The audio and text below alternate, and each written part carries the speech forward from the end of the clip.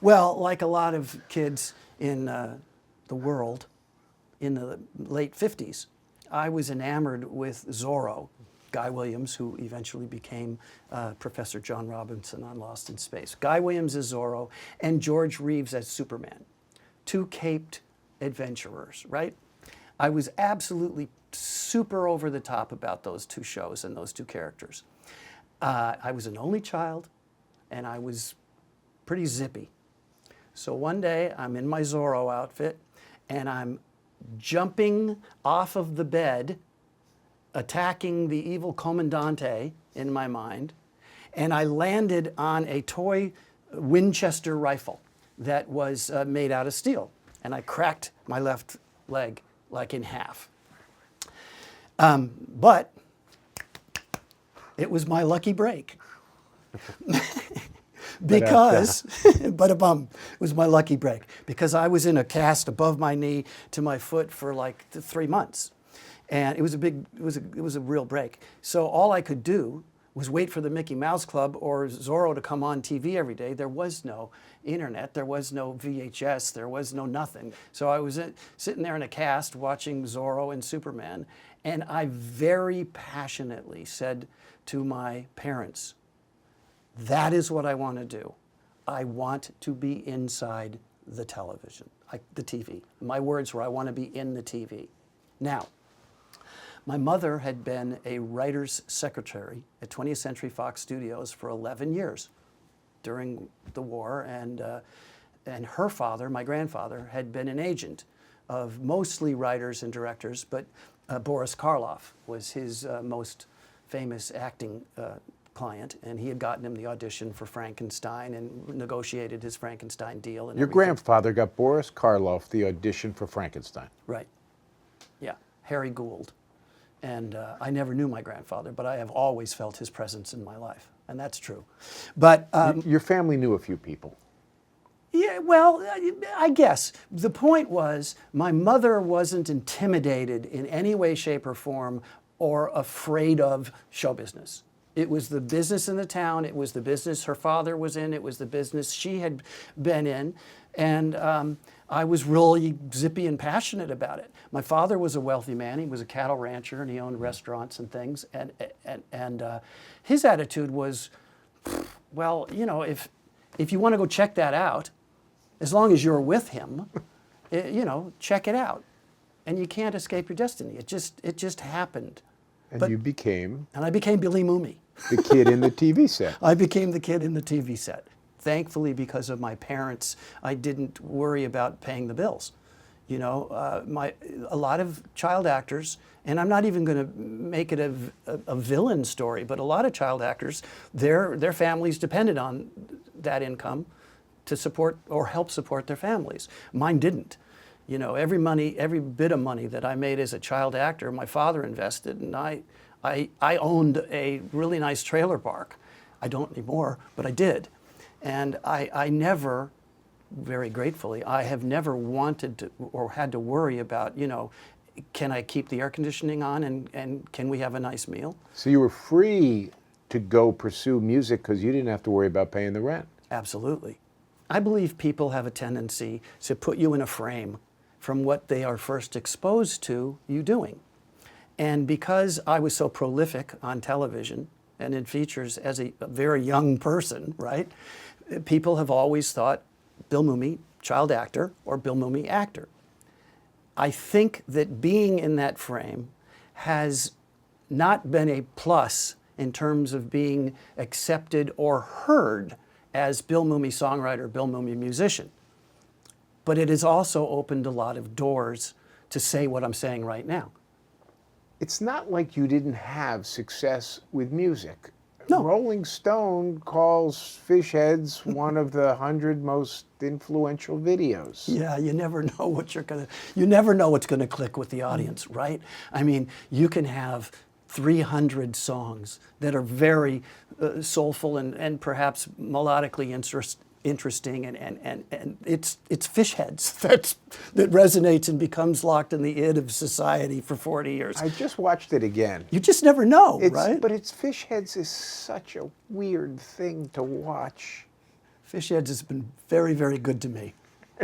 Fish Heads has been very good. You know, it's been on The Simpsons, it's been a bunch of commercials, it's been in a lot of films.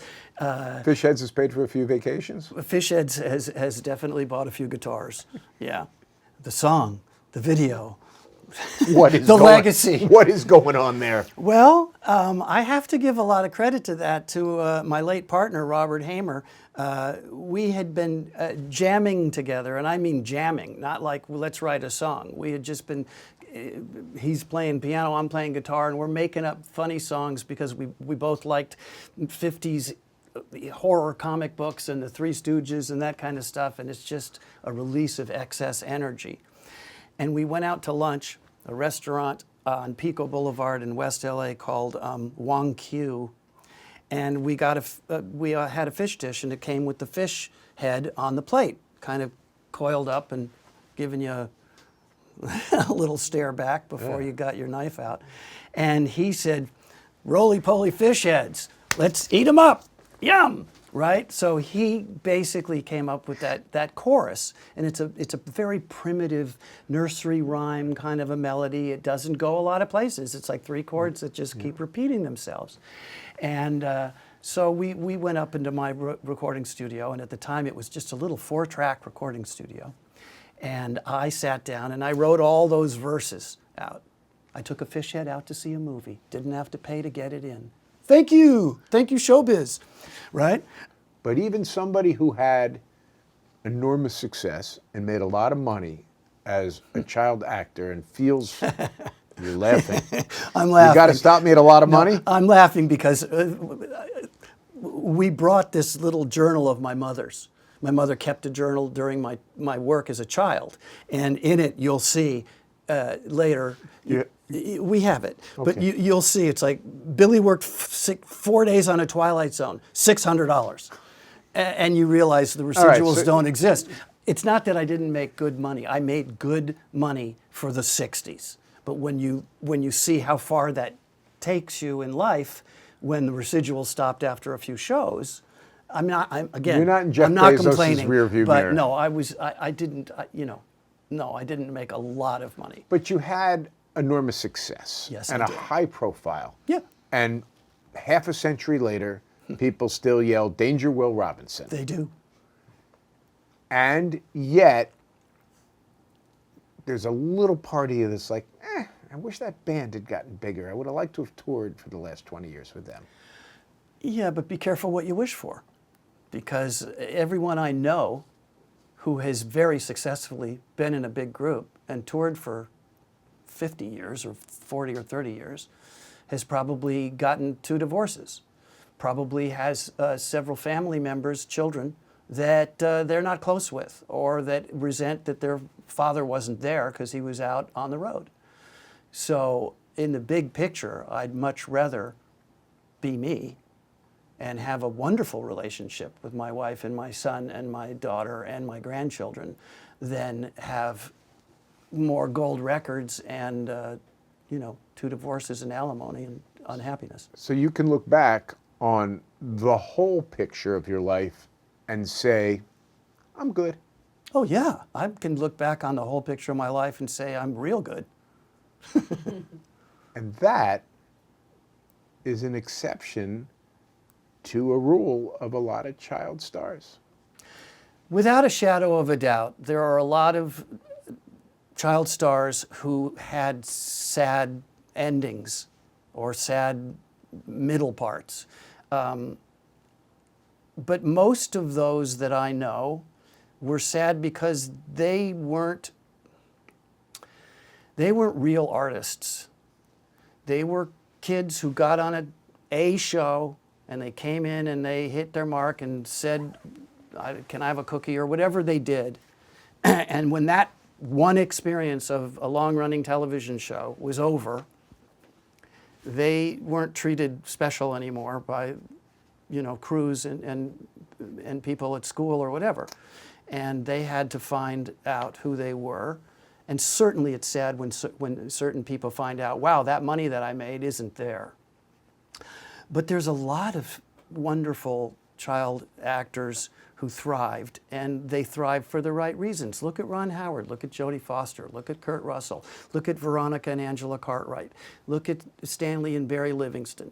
I mean, these are all friends of mine. You could go onto a set, shoot a scene with any number of big-time Hollywood people and really hold your own. Yes, I could, and I did.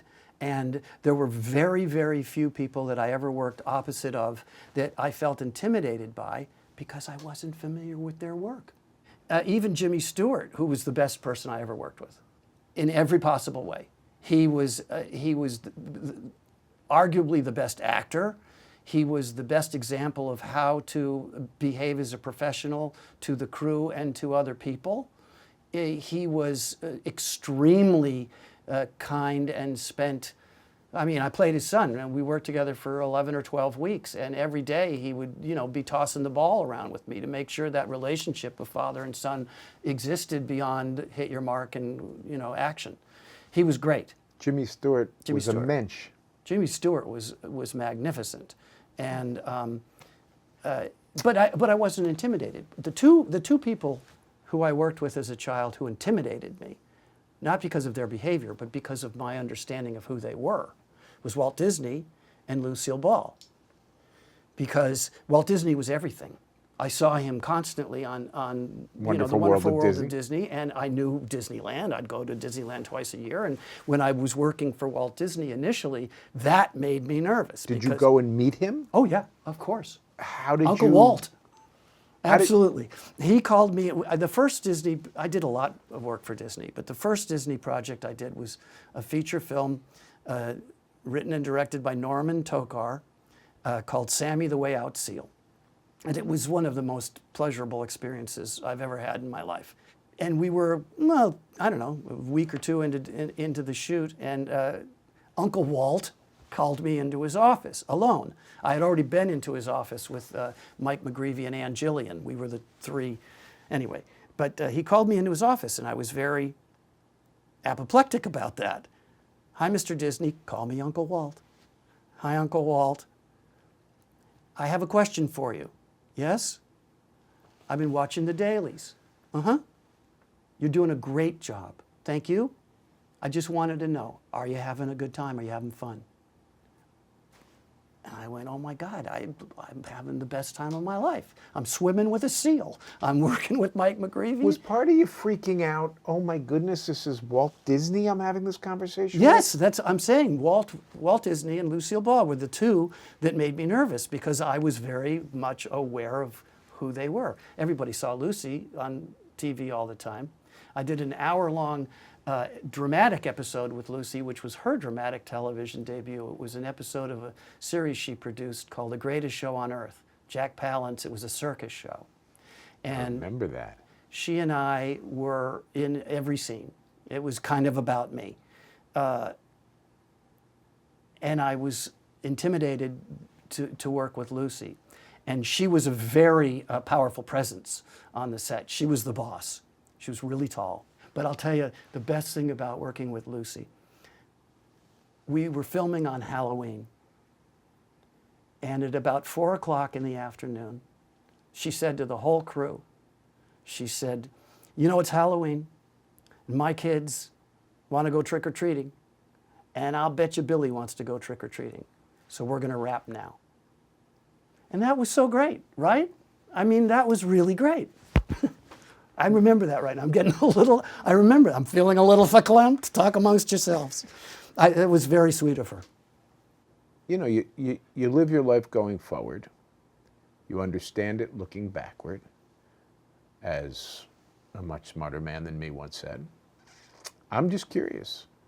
When you look back over what you did with your life, what do you think the legacy will be?